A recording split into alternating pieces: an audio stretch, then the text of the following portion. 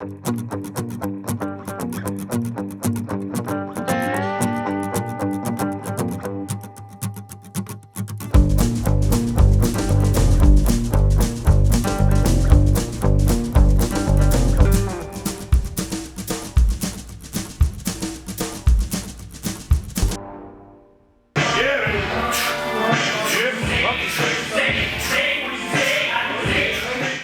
know, when I started training, I did it to play football because I wanted to be the best.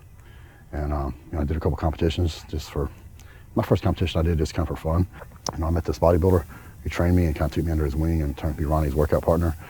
And you know, this guy had a different girlfriend every week. They were all fine. He drove a Corvette, and he was the toughest dude I'd ever seen. And so I told my friend, I was like, man, I gotta get big, man. I gotta find chicks and drive badass cars and, you know, kick ass. So you think like that when you're 15 or 16. So once I got hooked on it, I mean, I just wanted to win. You know, I want to be a champion and be the best bodybuilder on the planet.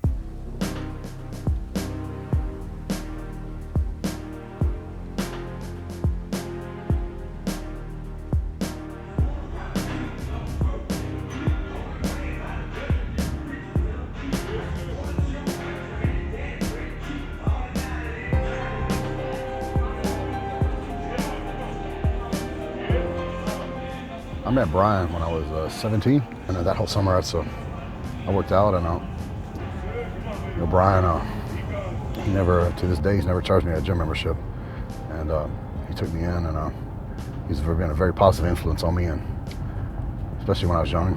He's an awesome motivator, and he has the ability to see potential in people that sometimes they don't even see in themselves, and he sees that potential, and then he has the ability to bring it out and develop it. And you know, he saw potential in me, just like he did with Ronnie, and he's trained me on and off for 20 years. So he's a truly gifted person. You know, I always loved him. I loved his attitude. You know, I like that hardcore pit bull mentality. Even as a young guy, he had a different look to him. Very hard muscle. And I'm like, yeah, this kid could go a long way. I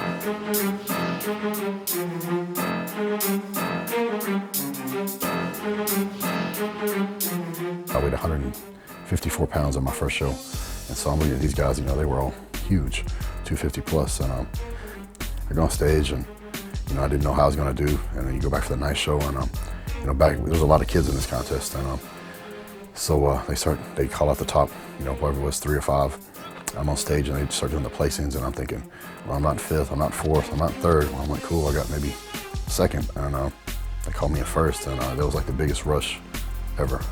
I've had bigger accomplishments, you know, when I won the nationals and turned pro, and, you know, the one in the Arnold, but it is probably the best feeling I've ever had.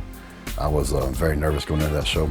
You got to remember, the only bodybuilders I'd seen at this time was a guy named Mark Hanlon, Ronnie Coleman, and Brian. You know, I remember one day we were getting ready for the show, and a tornado come in. You know, all the sirens are going off, everybody's running. You know, we have a lot of bad tornadoes here. My wife called me like, man, y'all better get out of there. I'm looking at this radar and it's headed right for you.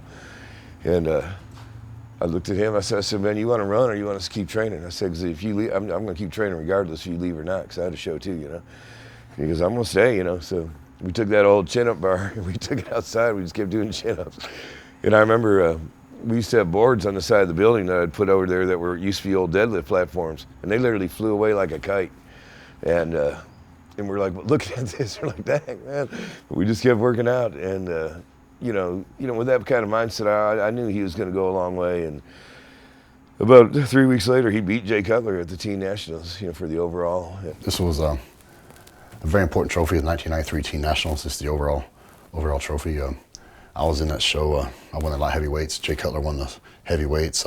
Caprice Murray was in it. Rodney St. Cloud, and I believe Jeff Willett was in it. We all eventually turned pro, and one of the most competitive teenage nationals in history. You know, I knew right then that this is what I wanted to do, and you know, this is why I started training for to get my pro card. So, you know, about 8 years. That's what it took me. You know, 10 years total of competing, but 8 years of, you know, being serious about it with a goal of turning pro. And back then, the only person around here that had a pro card was Ronnie. And so, I did what only one other person had done in this area. I remember I got back and, kind of all the excitement, everything kind of wears off, and no one called me. There was no contracts. There was no one throwing money at me. And I remember a few months afterwards thinking, man, I'm not any better off now than I was, a year ago, 2 years ago. I'm still working, busting my butt, and still not paying off for me. I started thinking about it. I was like, you know what? Why would somebody, give me a contract? I haven't done anything. I won the Nationals, big deal. Every pro on the circuits won their national championship or world championship. So, you have to distinguish yourself. So, yeah, you made it to the pros, but you're at the bottom of the list. You're a rookie. So, I went back to work. I assessed my physique. I knew I needed to take some time off to bring my upper body up. And so that's what I did. I took a couple years off, and I trained like a madman. Nothing in my life has ever come easy. Nothing. And everything I ever got, man, I haven't had to work for it. I've had to bust my ass for it, fight, claw, and scratch my way to get it. But that being said, everything I've ever wanted, I've gotten. It just usually takes me longer than it takes most people.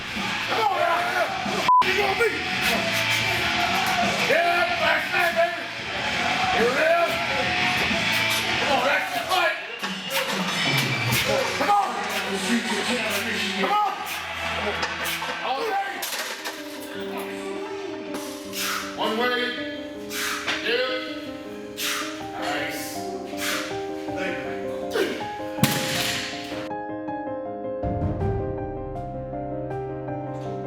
Let's go.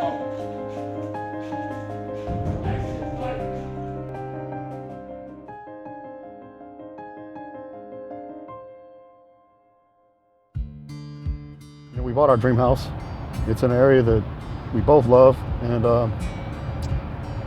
we just had our first baby, little girl. We this morning we actually got to go home from the hospital. This is home. Man, this is gonna be a great place to raise kids. So our little squirrels and stuff live out here. All kinds of little critters. Man, I think I'm super blessed. Honestly, if I'd have known I was gonna have this much success, I probably would have laughed at somebody if they would have told me that back then. Everything I have, I would have bodybuilding.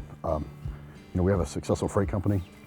And everything, I've just taken the discipline and the determination that I've learned through bodybuilding and 20 years of training, and applied that in other areas of my life, and I've been very successful. We have a farm about an hour and a half east of here, and eventually I'm gonna bring my horses, bring them out here so we can have our horses to ride. I like to ride. I grew up in West Texas on a large cattle ranch, so I'm a country boy. I would actually like to be farther out than I am right now. When I came to Dallas-Fort Worth area when I was in high school, and it opened up a whole new world for me. So it's probably been one of the best things that happened to me. I never would have been a bodybuilder. I never would have enjoyed the kind of success I have. But I'm very glad I grew up where I grew up, because growing up as a farm boy, you learn hard work at a very young age. So you just realize that that's just the way life is, and no one's gonna give you nothing, so you got to work for it. I think I have most of my fans because of who I am. Just being real, and because of my work ethic, because the average person doesn't have these superhuman God-given genetics. They got to bust their butt for everything they get. They got to bust their butt every week just to pay their bills and pay the rent and keep food on the table. And so, and I had to do the same thing to get where I'm at. I beat guys that I should never beat just because I outwork them. There's no other, some of these guys, I look at them, I'm like, man, there's no way I should ever beat these guys if he just would reach down inside himself and, pull it out. Right. I should never beat some of these guys, but I do, because I just want it more than they do. And I think people respect that. And what's up, Maximus? Come here. Yeah, it's my boy. Come here. What?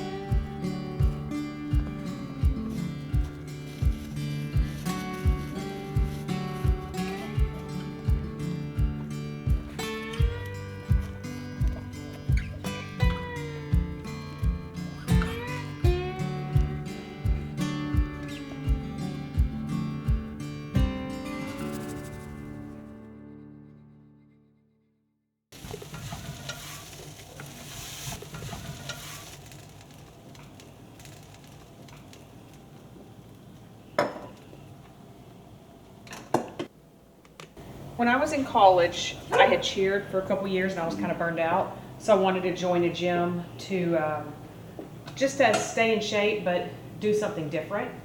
And I joined a small gym, hired a trainer there, and then a few days later I met Branch. I told her after I don't know, a week or two, however long it was, I was like, you're gonna be my wife one day, right? And he came up to me and he was like, you're gonna be my wife one day. And I'm like, whatever. I mean, I really was scared because I'd never seen anybody that big in my entire life. And so, dude, she left the gym. So my friend was like, way to go, dude. And so she came back though, and so it was gosh, I don't know, 4 or 5 years went by, and we became friends. And she would hang out with me, but she never would go on a date with me. I kept telling her, I was like, maybe just go out with me once. I said, you'll throw rocks at those other guys, and that'll be it. So finally, I think 5 years or something like that, and she went out with me, and 3 months later we were married.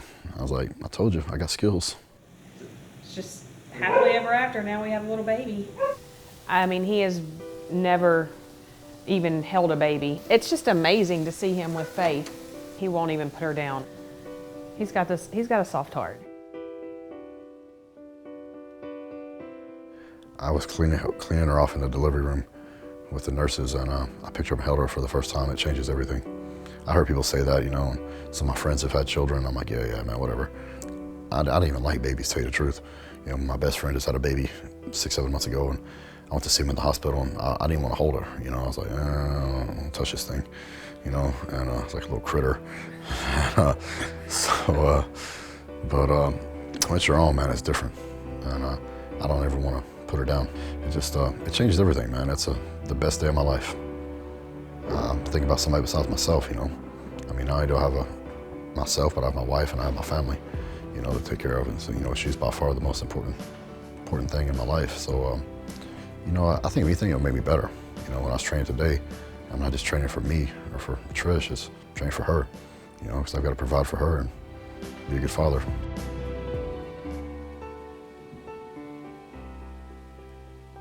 Think about winning a competition, having a goal that you think about every single day of your life.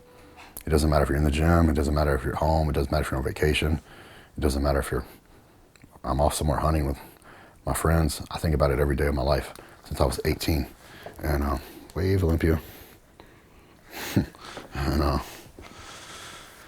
you think about something every day of your life, and then you finally get to the point where you're like, I can win this thing, and then you do win the Arnold. And I didn't think it would take me as long as it did to win the Arnold, but you never give up. Sometimes the harder you work for something, the more you appreciate it when you do get it. So.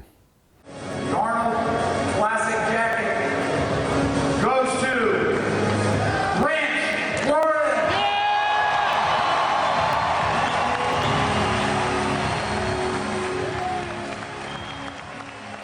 There's not a person out there I haven't beaten. I've beaten Jay, I've beaten Phil, and so I believed in myself that I would be Mr. Olympia.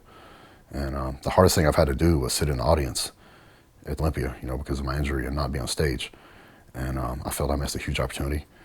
Jay was injured and he was off, and the only person I felt that looked really good was Phil. I felt I missed a huge opportunity being up there, and but you can't look behind you. As soon as I left the show, I didn't think about it again, really, and haven't discussed it until this moment. I'm just looking forward to, the 2012 Arnold and the 2012 Olympia. If you spend your whole time looking back over your shoulder at what happened in the past, you're never going to move forward. So you got to look forward, move forward, have a plan, and have goals that you're actively working to achieve, or else you're never going to accomplish anything in the world. So, all these people want to cry and whine about things that happened to them and their childhood. Man, I don't have much sympathy for that. Lacey, I went into some of my childhood, my upbringing, and there's two ways I could have gone. I could have let that defeat me, or you rise above it and you move on and be successful in life. And I chose to rise above it and move on.